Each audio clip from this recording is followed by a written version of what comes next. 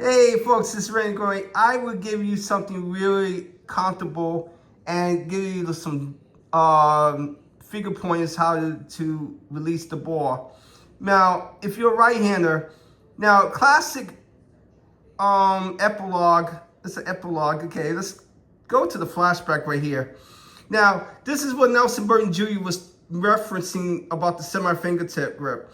Now, the only way you do for semi-fingertip is you got these two into the knuckles right here, and this reference point is the red tape that's being taped in for reference use for bowlers who are lefty or righty. But it's the funniest thing that ever. But me, I start doing the semi fingertip grip because first of all, when I bowled in the bowling alley, and I ask the people from the place called Spins Bowl in Carmel, New York, and I asked a pro shop person, do you have one of these for the semi fingertip? And he said, yeah. I'm gonna say, let's see how you fit it. So at that time, and person who checked my fingers, and it's amazing. It fits well, and it goes into the semi fingertip grip. So the only logical use of using the bowling ball.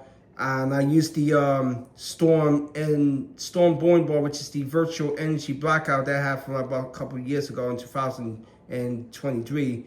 And as a first matchmaking event on the program and the clinic when I was at Spins Bowl. And what I like to do is to check the status of the fingers when you go on this side right here and that side. And the best way you do it is just trying to get a little grip right here. When you get a nice feel of it after you, the person who checks your fingers in your two fingers and see if it connects, and it connected real correctly. So it did correctly on that one. So does it feel good? Does it feel right? I mean, how you feel? And you ask them, they ask you, and you tell them and say, yeah. So that's the only way you do this with the fingertip grip.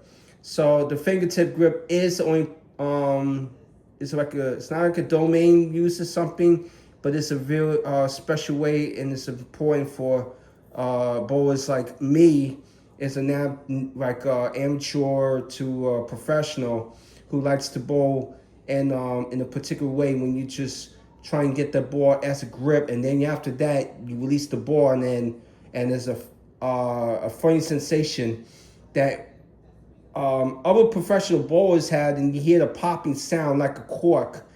And what I like to do when I hear that corking sound, it's like a vacuum. When you plug it up like a vacuum and pop it out, it goes like pop.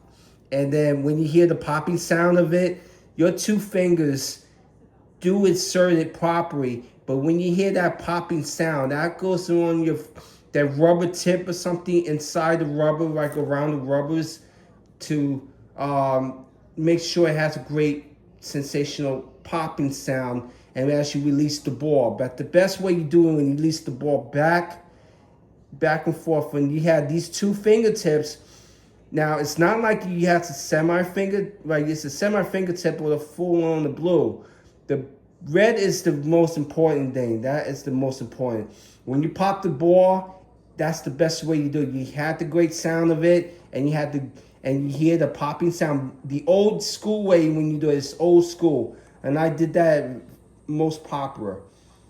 And then when you grip the ball, the best way you do it is just when you grip the ball.